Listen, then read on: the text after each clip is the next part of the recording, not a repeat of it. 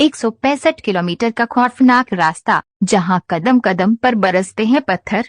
Yamuna expressway की इन कहानियों से लें सबक। यमुना एक्सप्रेसवे पर जाने की तैयारी कर रहे हैं तो हो जाएं सावधान, बेहद मुश्किल हो सकती है आपकी जर्नी। और वजह है इस रास्ते पर एक पत्थरबाज गैंग जो रात में लोगों को लूट रहा है। कौन है ये गैंग और कैसे एक्सप्रेसवे में जाने वाले लोगों को निशाना बनाया जा रहा है, चलिए जानते हैं। यमुना एक्सप्रेस का सफर बेहद खूबसूरत होता है, लेकिन इन दिनों ये बेहद खतरनाक हो गया है। वजह है एक्सप्रेसवे पर पत्थरबाजों का आतंक। यात्रियों को जाल बिछाकर लूट लिया जा रहा है। सिर्फ 4 दिन के अंदर 3 कारों को इन बदमाशों ने अपना निशाना बनाया।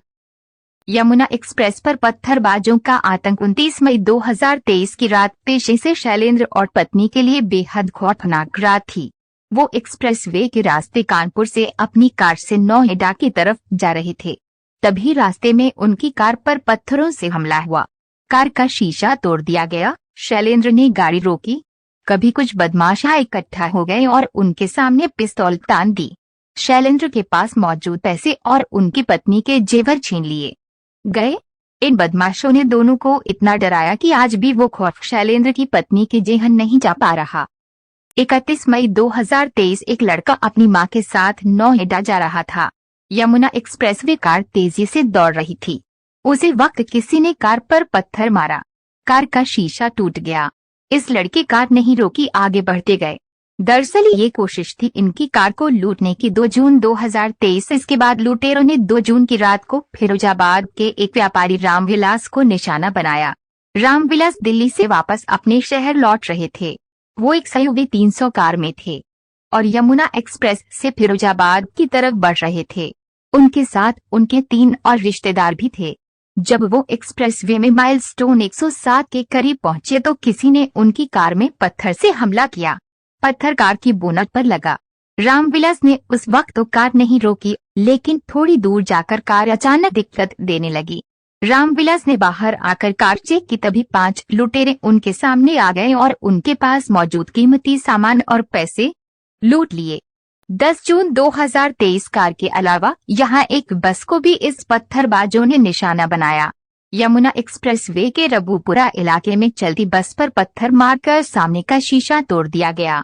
ड्राइवर ने समझदारी दिखाते हुए शीशा टूटने के बावजूद वहां पर बस को नहीं रोका और सीधा नोएडा डिपो में लाकर ही बस रोकी गई। चप्पे चप्पे पर तैनात हो चुकी है पुलिस। ये सारी घटनाओं के बाद अब यमुना एक्सप्रेसवे पर सुरक्षा के खास ध्यान रखे जा रहे हैं। इलाके की तमाम पुलिस को सचेत कर दिया गया है। यहाँ तक पेड़ में छिपकर पुलिस वाले ड्यूटी दे रहे हैं ताकि कोई बड़ी घटना न हो। एक्सप्रेसवे के किनारे पेड़ों, खेतों में पुलिस के 150 जवान राउंड द क्लॉक अपनी ड्यूटी निभा रहे हैं। पुलिस वालों के पास बदमाशों से निपटने के लिए हथियार और दूरबीन मौजूद हैं। कैसे रखें यात्रा के दौरान सावधानी? पुलिस अपना काम कर रही है, लेकिन अगर आपको भी इस एक्सप्रेसवे से यात्रा करनी है तो इन बातों को जरूर ध्यान में रखें। 1. यमुना एक्सप्रेसवे, अगर यात्रा के दौरान आपको लग रहा है कि टायर से कोई चीज टकराई है या फिर टायर पंचर हो रहा तो भी गाड़ी को वहां न रोकें। ये बदमाशों की चाल हो सकती है। 2.